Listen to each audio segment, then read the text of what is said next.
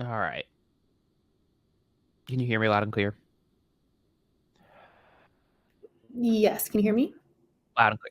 Perfect. I Danny's chemical fire in New Jersey has been seeping into Staten Island, and I all of a sudden just started sneezing like awful. So I went and ran and blew my nose and sinus sprayed. Oh no. Okay. Do you have a tissues nearby just in case? I'm all good. Yeah. Okay.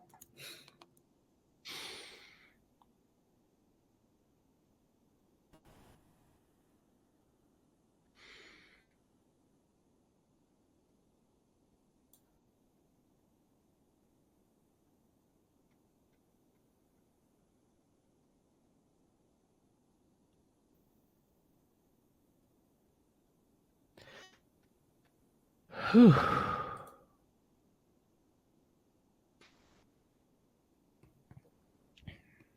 Oh, and there's a Lego desk that Richard can go to and meet people from Lego Education, which is nice. Where? At this, like, if you click the Expo tab, don't click it right now. It'll bring up two windows for Lego Education and Nightscape, and there's somebody like waiting in the room. Thanks, Tom. I see Tom's here. So, Hi, Tom. Big fan. oops. Awesome. So we'll just pause and wait for people to come. I'll put on presenter view. Perfect.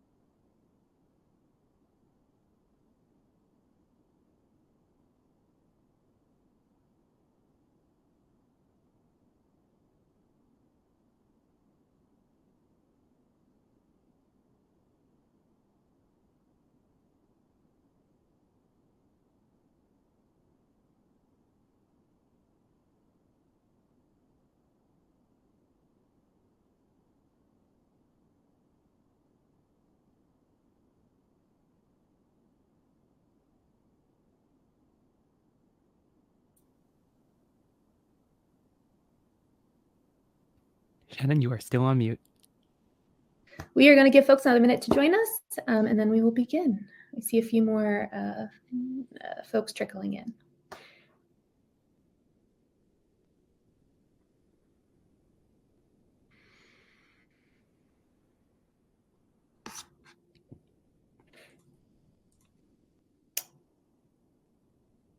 All righty. Okay. So welcome everyone. Thank you for joining us this morning. Today we are going to be talking about how urban arts utilizes game design to transform and inspire education. So my name is Shannon Moran. I'm the Director of National Programs at Urban Arts, and this is my colleague. Matthew Taylor, Professional Learning Specialist, also at Urban Arts. Awesome. And folks want to go ahead and put their names in the chat and say hello, where you're from, that'd be great. So today we will be learning about urban arts and our approach to innovative programming and how we utilize research to inform program design. We will be engaging in activities that explore how game development can spark student interest within STEM fields. And finally, examine both accessible tools and models that expand high impact learning opportunities. So welcome everybody. All right, so before we begin, I would like to share that parts of this are interactive in that we're gonna ask for your engagement in the chat via questions and response or responding with emojis to simple asks. We're going to play a little bit today, so we hope that you guys enjoy. So before we get started, we're going to engage in the opening activity. Matt, will you take it away? Absolutely. Today we're going to play a game called Clap If. I'm going to say a series of statements. If one applies to you, you clap. Since we're virtual today, please enter the clapping hands emoji. That's the small little smiley face next to type a message. Click the smiley face, select the hands, and hit enter to throw it in the chat, or click on the blue arrow. And if it doesn't, there is the surprise emoji face. That is the last one in the chat. So that is a quick, yeah, great job. So again, I'll say a statement. If it applies to you, we'll enter those emojis in the chat. So clap if you've already had your morning coffee or tea. You're comfortably listening to this session while wearing pajamas. You've taken a new hobby up in the last year. Nice. I love a new hobby. I wish I took time for myself. You're joining this conference for the first time.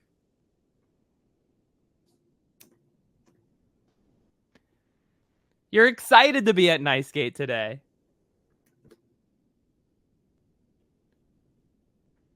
You've played a game in the last week. Any game counts.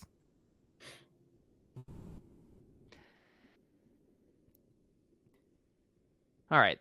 You've ever used coding to create something, like a game, an app. Nice. You're a lifelong learner, just like your students.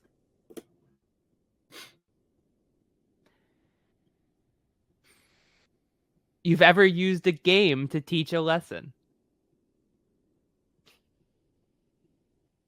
And finally, you're ready to have some fun with game design.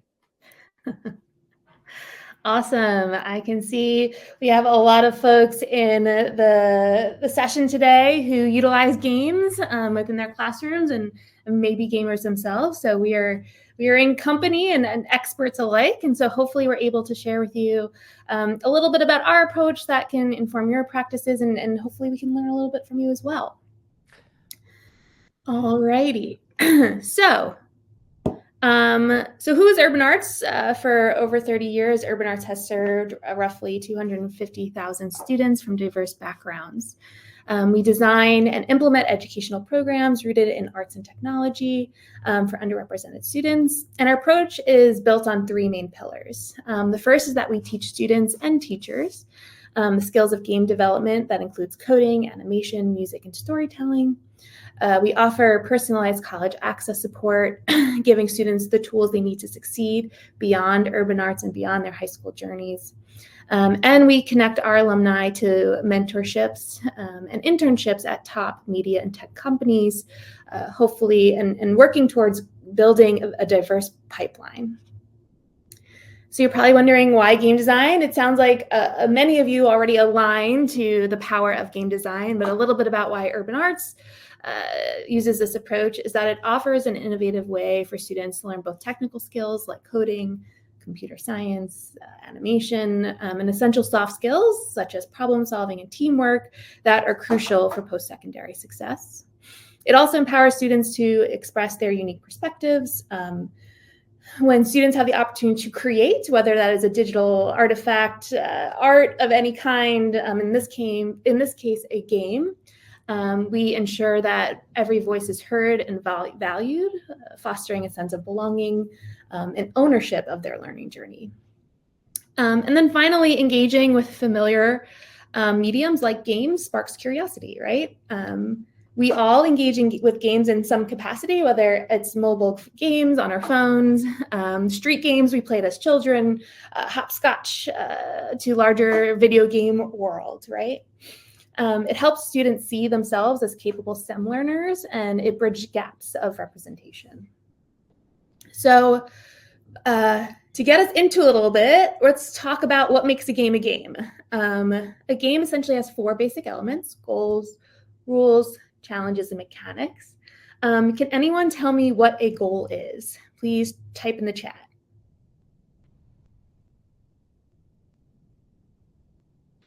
How to win. Yes, it's essentially what the objective of the player or players are working towards. So for example, in the game of tic-tac-toe, what would be the goal of tic-tac-toe? To get 3 in a row, exactly. Rules help players know how to play the game, essentially what you can and cannot do. Can anyone give me an example of a rule within tic-tac-toe?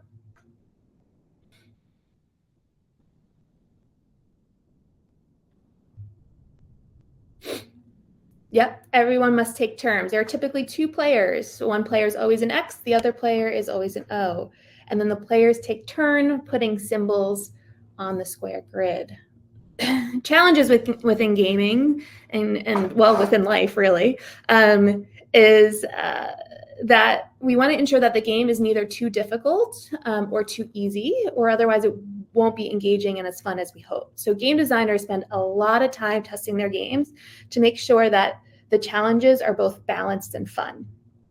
So for example, in tic-tac-toe, some of the challenges may be that you have limited moves on the board space. Another challenge is predicting your opponent's intentions, right? You may have a strategy in mind, but they may come through with a counter move or block that you then need to pivot your strategy.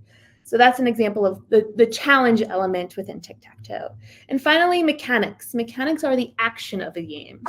It is the physical activity. So in basketball, a mechanic would be dribbling the ball. Anyone know what the mechanic is within tic-tac-toe?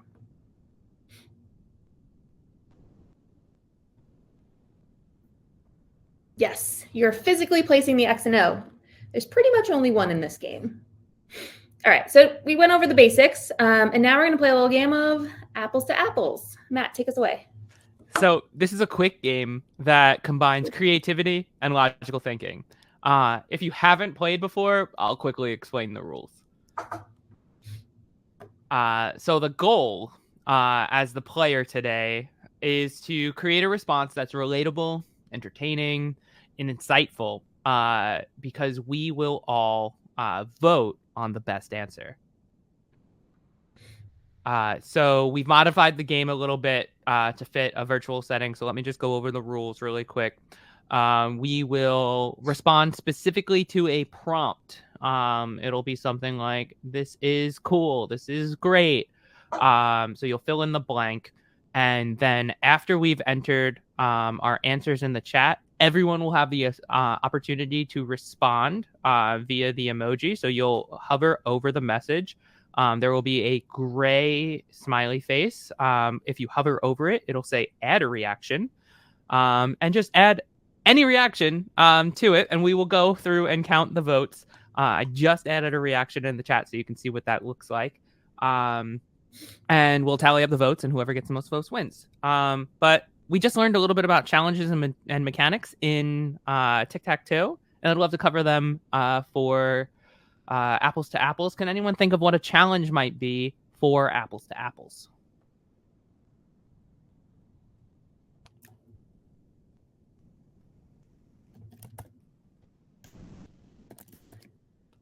The cards you have to choose from. Yes. When you're playing the traditional board game, just for anyone who hasn't played the game, you have a topic card, and then you have usually nouns that might fit into the topic card and have to make somebody laugh.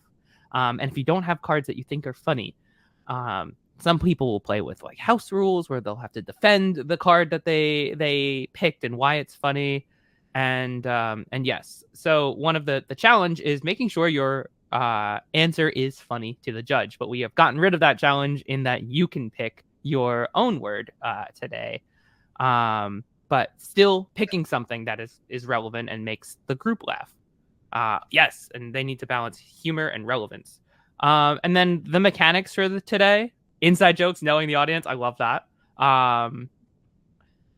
Can anyone think of what a mechanic might be of this game? How is it physically played?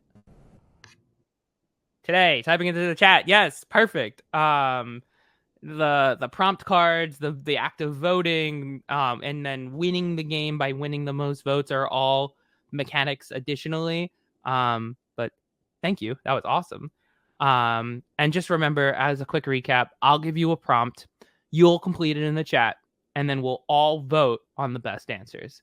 And for the sake of making it easy, let's keep it to education, and I'll make that a little bit easier to understand as I go over the prompts. But with that, let's get started. Our first prompt today is blank is amazing. What's something amazing in education? Perhaps it's new tech you implemented this year. Maybe it's a classic game like Jeopardy that you use to motivate your students. Whatever comes to mind, throw it in the chat, and then we'll use emojis to vote. I am a big fan of coding. AI, student voice. Ooh.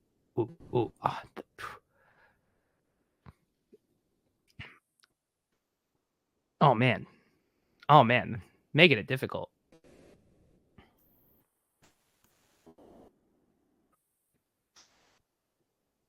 So, as the votes come in, make sure as the responses are coming in, take a look, see if there's anything that you think was necessarily amazing, and give it a quick react.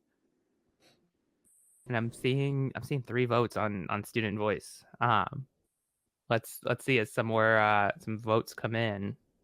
Take another 10 seconds. Students' enthusiasm and student voice are tied at 3. Students' enthusiasm taking it over at 4. Student voice tying it up at 4-4. 5 in the enthusiasm column. I don't know if student voice is going to be able to retake this one. We will give the win to students' enthusiasm as the most amazing thing in the classroom, and I fully agree. I think enthusiasm is super important. Let's move on to our second prompt. Something that is popular in the classroom. What's something popular you see in the classroom today? This could be a specific game. This could be your LMS. It could be just something that the kids are talking about. Enter some answers in the chat, and then let's vote. Scratch.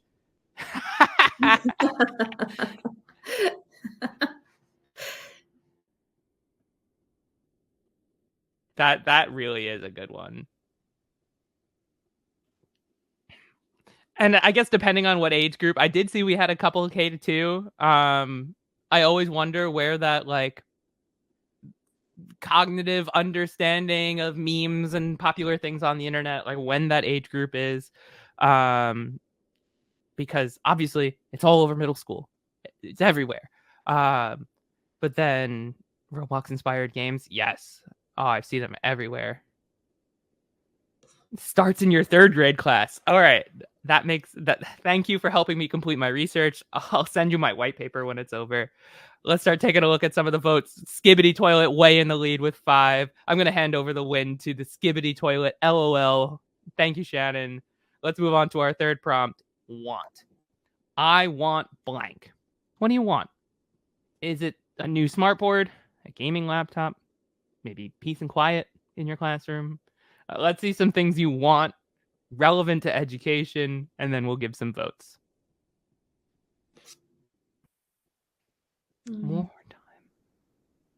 More spare computers.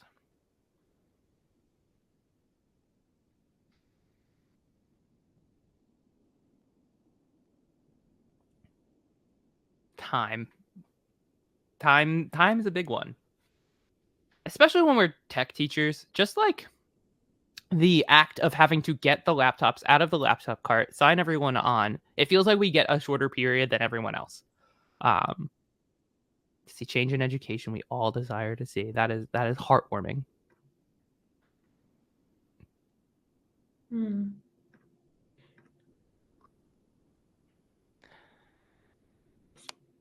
All right, we'll give it another 10 seconds for responses to come in. I am seeing both time and more time tied. And I think that is going to be our answer. We'll give them the tie of time. Oh, and there was also a Norma had also said time. So that's 7 votes on time. Yeah, I want time too. But we're going to break it down today in the remix. We are going to show you how we do this in the classroom. Typically, students will use this in an if-then conditionals lesson. And we'll have the students go, if the prompt, then their answer, to teach them the language and flow of how a conditional statement works. And let's get right into it. Let's go into our 4th prompt. What do you do if you're hungry? Let me hear the most ridiculous thing you do. Do you DoorDash from the bagel store 2 doors down? Are you hangry and grade exams until lunchtime? Or are you sensible and eat the snacks you packed? I'd love to hear a few answers.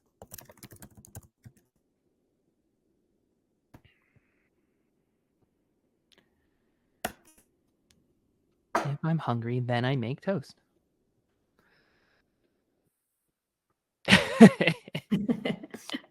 No, as a lactose intolerant man, I'm reacting a thumbs down to your eating of cheese. Chips and salsa, making toast, drawer of snacks. Right, And let's get voting. Yeah.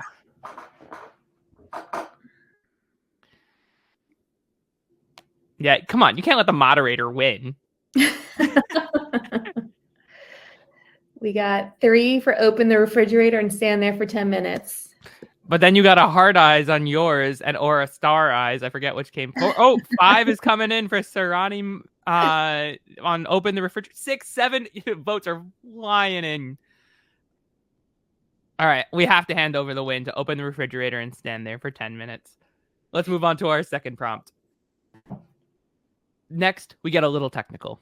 If I want to watch YouTube, then let's see. I want to hear your responses as to how you watch YouTube. You're learning.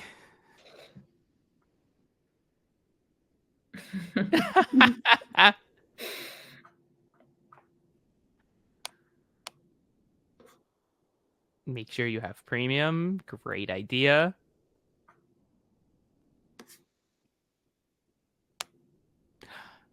Beth, you hit the nail on the hose for the message I was hoping to follow up with here. Often when we're using this in the classroom, we'll ask the students for the very first step of opening YouTube. So if a student says, click the app, it's, no, the phone's unlocked. If they say, open my phone, it's like, well, was your phone on your nightstand? Was it on the desk? Like, did you have to pick up your phone? And really making them think one step prior to start ordering ideas in their heads. And I do see 3 votes on the Roku, so we are going to move forward. That was awesome, but this is my favorite prompt. What is our plan of action when it's midnight, you are hungry, and you smell your neighbor cooking something delicious, but have no food in your fridge?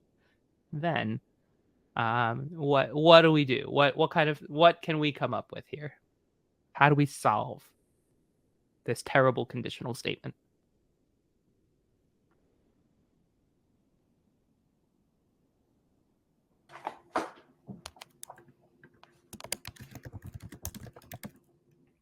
If it's midnight and smell my neighbor making food, then I go to sleep and dream of eating what they're cooking. No, we're hungry. Order from the 24-hour deli that has 100 sandwiches. Man, that deli is in Queens, isn't it? Go to bed and cry because delivery is $100. So a couple of answers have come in. Let's vote. But some of you hit the nail on the head again. The conditional that students really often miss is the time. I love to see like order pizza, but it's midnight and all the pizza like restaurants in your small town close at 7 p.m. And really just getting the students to recognize, oh, I have to go back and check these conditionals. Let's double check. I think the 24-hour deli did win that. And let's get just a little bit of a reflection of what we just did here. If-then statements are essential for creating structure and sequence. Games are a series of if-then statements. This is the classic game. Oh, it's over here. This is the classic game of Pac-Man. You play as a yellow ball called Pac-Man in a maze that eats little pellets. If you eat the power pellet for a limited amount of time, you can eat the ghosts that try to follow you. Otherwise, if you don't have the power up, they will follow you, and if they touch you, you die. To play the game, you would have to use the arrow keys to move in a certain direction. But if you bump into a wall, then you would have to use a different arrow key to move in a different direction. And I just want to say thank you for playing today, and let's move on. All right. So how does this translate into our classrooms, right? So game design is a core approach to teaching computer science and the creative skills, as we've mentioned. And what you'll see here is we engage in lighthearted play with games that already exist and then remix them to insert core content material. Researchers like these and many more have found that the study of computer science through game design is incredibly effective, from promoting computational thinking and problem-solving skills, skills that are critical in every field, and then additionally iterative learning, that students are developing resilience and persistence as they refine their games, right? So to that extent, and many more reasons, we ensure that our programming is engaging, interdisciplinary, empowering. We use the arts and gameplay for creativity engagement, technology for practical skills, and project-based learning to foster independence and hand-on understanding of real-world applications. So what is the secret sauce, if you will?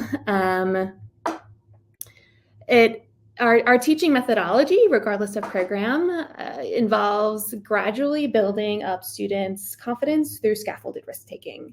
So we start with replicating, where students follow a structured outline to either a game they are learning or a core content area. We then modify our learnings to the existing game with guidance and adding our own twists. And then finally, the students and or teachers then create. They apply what they've learned to make their own unique games. And throughout it all, we are reinforcing computer science principles and or art practices to ensure an alignment to educational standards. So at a very, very, very, very, very simple level, thank you for loving my slide design. That is my $100,000 art degree, folks. So in addition, in a very, very small level, we we learned a little bit about apples to apples. We replicated it and then modified it to reinforce computer science activities. Another stage would then be to recreate the game, thinking of new mechanics, new challenges, etc. So let's talk a little bit more about our programming and our findings and our approach to using research. So we kind of have two approaches. We do direct student services during out-of-school time settings, and then we have train the trainer models that supports teachers in school settings. So in terms of out of school, we have a program called the School of Interactive Arts, and it's essentially where a lot of hard work on our students' end is met with fun. So it's a rigorous multi-year program for high school students where they make games, and unbeknownst to them, when they sign up, they're learning a lot of additional practical real-world skills. The program runs over the summer for 6 weeks or throughout the entirety of the school year on after school and Saturdays. There are 3 levels to success in our programs and just 3 levels of programming in general. The first year, our students are learning foundational skills like coding, storytelling, and 2D animation to make the individual games. And by their 3rd year within the program, they're running their own game design studios completely on their own with the support of a facilitator, right? So they're taking on roles like project manager, programmer, artist, music, FX designer, or narrative lead. So they're gaining real-world practical experience of what it's like to run a game design studio. And those skill sets are transferable in all areas of life, right?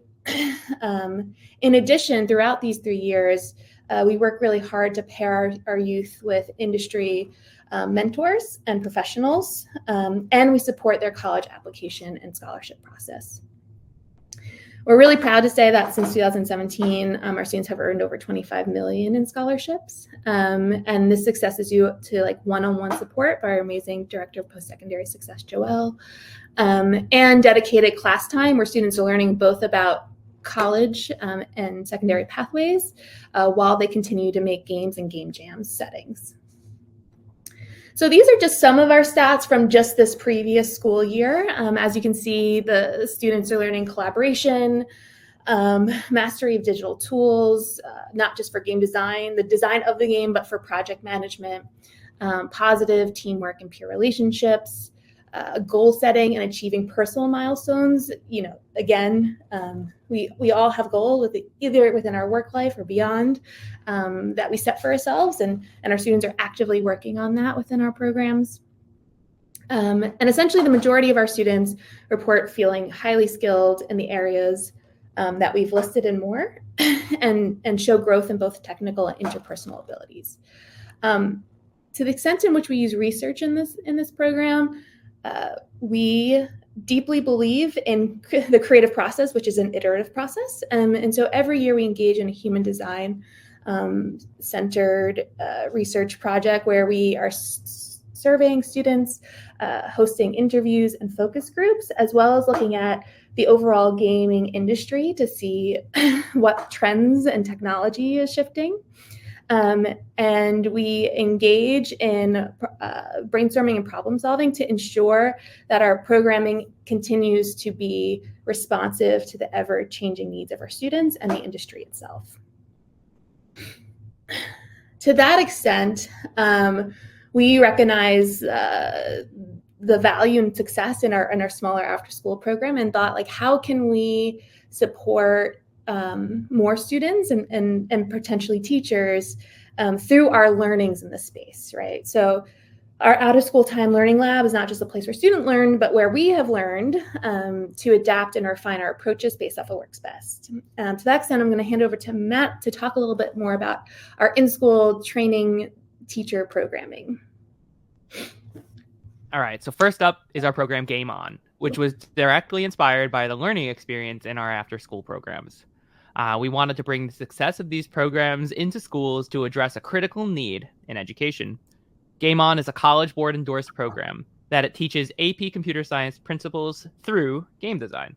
It's free for schools and includes over 40 hours of teacher training, along with an interactive, evidence-based curriculum designed to engage students in a meaningful way.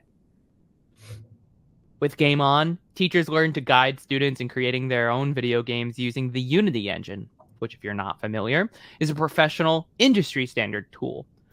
Through this hands-on approach, students not only gain valuable experience in game design, but also build the skills and knowledge needed to succeed on the AP Computer Science Principles exam. Building on what we've learned from our professional development programs, we've developed Creative Coders, a free program for Title I middle schools designed to create clear pathways into computer science. Creative Coders introduces students to foundational coding skills and creative problem solving, setting them up for success in high school and beyond. Within Minecraft, students learn core computer science concepts, which culminate into a project where students develop worlds and a fully scripted video game. By the end of the full semester of Creative Coders, we hope students will become masters of the computer science concepts they're taught, more confident in their STEM skill abilities, and truly love the computer science field. Funded by the U.S. Department of Education's EIR program, which stands for Education, Innovation, and Research, both Game On and Creative Coders are completely free for eligible schools. They include comprehensive computer science curriculum materials for both students and teachers, training in engaging, interactive teaching methods, and ongoing instructional coaching. Teachers also become part of a supportive professional learning community with stipends available to support their participation. Through our research, we've learned that hands-on professional development where teachers experience the content as students is essential. This helps them understand the material from the student's perspective, which in turn improves their ability to teach it effectively. You need to make games to teach games. These programs are also research projects, giving us valuable insights in how game design impacts learning. Here's what we've learned so far in our in-school programs. Teachers report that Urban Arts game design approach creates a high level of engagement in computer science. In fact, 100% of Game On teachers feel more confident teaching AP Computer Science through this approach. Additionally, students in our Creative Coders Build Challenge pilot showed statistically significant growth in their confidence, sense of belonging, and their belief in the usefulness of computer science, all crucial factors for long-term success. And finally, our key learnings from all of our programs highlight these 3 essential elements for success. First, utilizing accessible tools, which are both easy to access and easy to use, makes a big difference in student and teacher engagement. Next, experimentation with project-based learning. It proves that hands-on projects are essential. They drive student understanding and make the learning experience more meaningful. Finally, curriculum should lean into play. Embracing playfulness in learning keeps students motivated and engaged, making complex concepts more approachable and fun. As an additional resource, we've also worked with AT&T to create a free series of video lessons for anyone who wants to learn the art of game design at the Achievery. So as you guys have been able to hopefully see, is that our program creation very much follows that of a creative process, right? We are constantly looking and leaning into research to ensure that student voices are heard, teachers' voices are heard, to make the programs as successful as possible.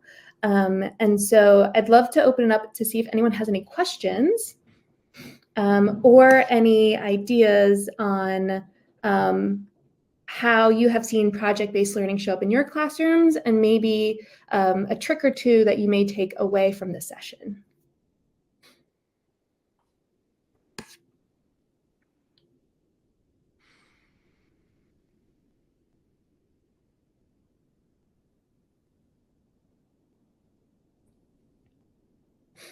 What was the Minecraft project?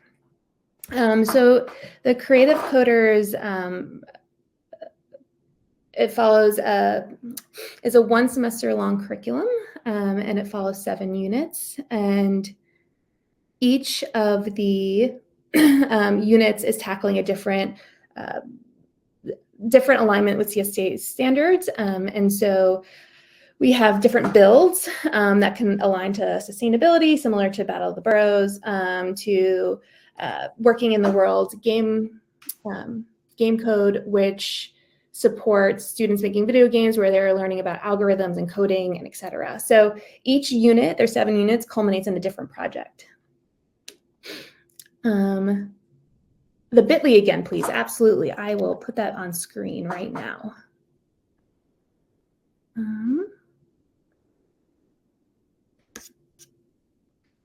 Presenter view. And if you haven't seen Achievery, it's got over 700 videos, all for all different subjects, computer science, English, completely free. Each video then has a lesson plan. They're usually about 15 minutes, so they make a great warm-up. Again, completely free. It's awesome.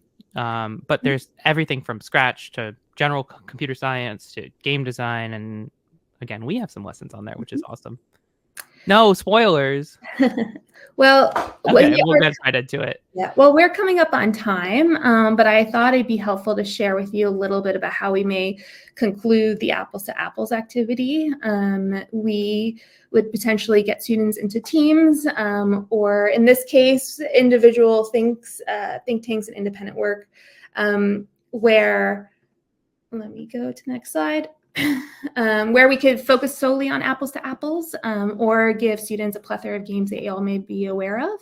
And then they would remix those games by using different prompts. So singing, spinning, flying. So could you imagine playing Simon Says, where shrinking is involved in some capacity, or red light, green light, where you must collect an item. So you can play with different adjectives and verbs.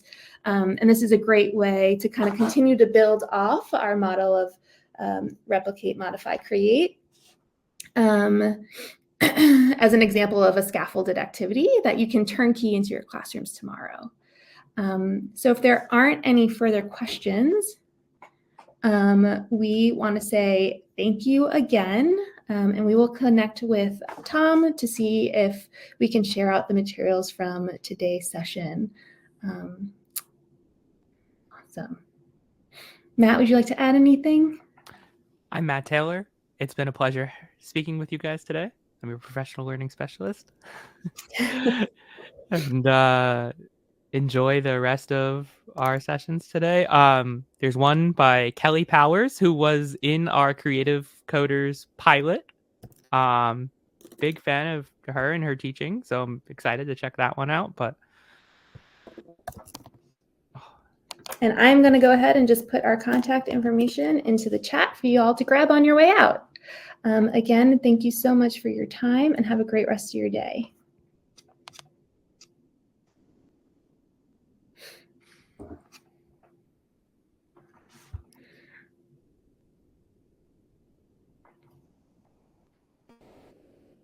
We do have social media. I will pull that up.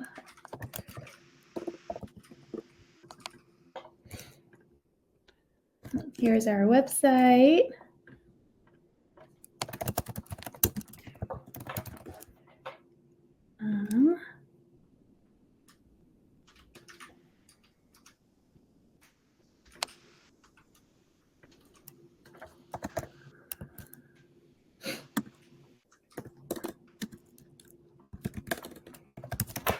Also, I've loved the computer science teachers moving over to Blue Sky.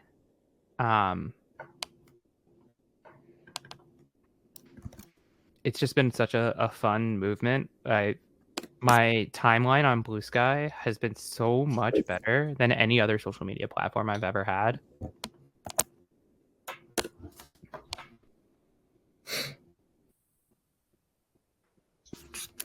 And you can follow us along on LinkedIn as well,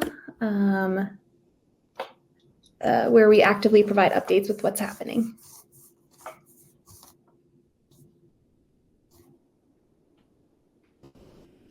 Awesome. All right, everybody, have a great day.